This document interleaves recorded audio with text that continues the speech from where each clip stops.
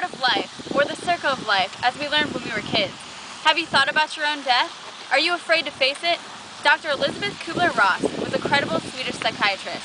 She was the author of On Death and Dying, in which this year marks the 40th anniversary of her book, and it continues to be the best-selling book in the field of psychology. In her groundbreaking book, she created the 5 stages of dying, mostly for chronically ill or terminally ill patients. It divided the behavior and thinking of a dying person by first denial and isolation, then anger, bargaining, depression, and acceptance. Whether you have watched a loved one go through these stages or just want to learn more to prepare yourself for your own death, each stage is explained in this educational video along with interviews to provide more insight. Please note that most of the interviews are not professionals in this field, but are opinions from randomly selected people to help you develop your own thoughts on dying. Denial and isolation is the first stage of dying, in which the person denies that death is really going to happen to them. Denial is a quite common reaction in terminally ill patients when they are told that they only have so much time left to live.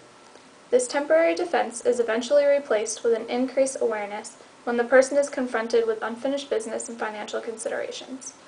During this stage, the worry about surviving family members begins as well. Denial often gives way to anger, resentment, rage, and envy, which is the second stage of dying. So can you describe your father? Oh, my dad. You could see it in his eyes when Dad had resolved that he was leaving. And my father was not a religious man. But his eyes went from that pain to that sense of peace, and you could see that. I've seen that sense of acceptance and peace in people's end times. Before they cross over, it's a gift to be with someone when they cross over. Because of a contentness. It is not unlike the look of contentness in a newborn's eyes. And if and when the day comes you have a child, the first time they open their eyes and view their world, it is that innocent calm, and it's only there for a second. And then it's gone. But you catch it, and that's the same look, just before people cross over. It's a returning to the source. Yeah. It's an innocent acceptance. Sure.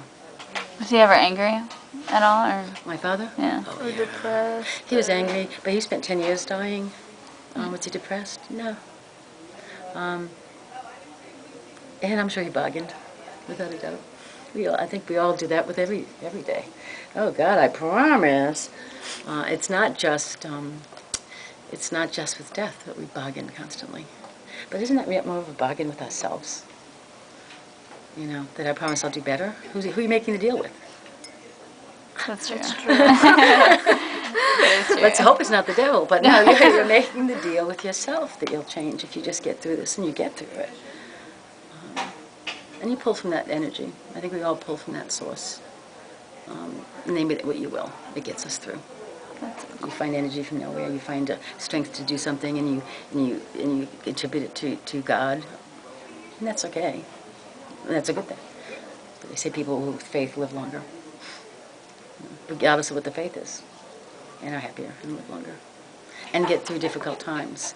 And it's that faith that gives us that promise. It is that promise that there's something better on the other side. Anger is the second stage of dying, in which the dying person recognizes that denial can no longer be maintained. At this point, the dying person begins to ask, "Why me?" They also become very difficult to take care of as the anger begins to be projected onto doctors, nurses, family members, and even God. Anyone who symbolizes life and energy is more likely to be the target of the dying person's resentment and jealousy. I mean, I don't want to die, but I figure when it happens, it's going to happen. There's not a lot I can do about it.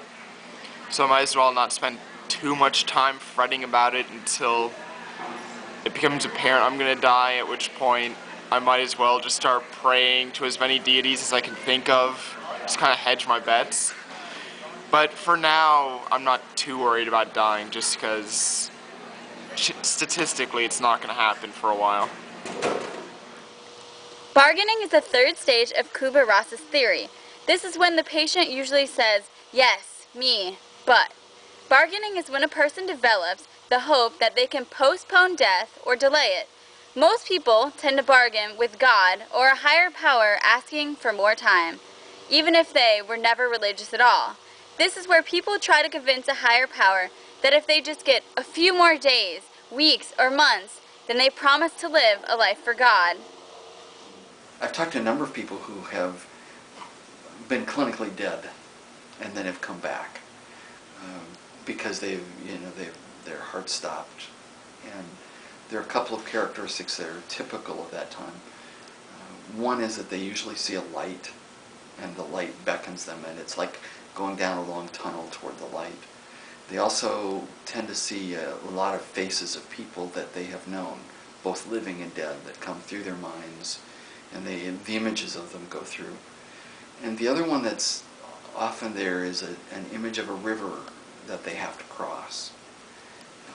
One of the people in the congregation who told me about that said they got to the edge of the river, the light was beckoning, and then they heard a voice that said it's not time, and they had to turn around and leave the river. And that person had come back, had clinically died, and they restarted his heart, and he came back. Depression. We all know what it is, but it's also the fourth stage of Kubler-Ross. This is when a dying person comes to accept the certainty of death.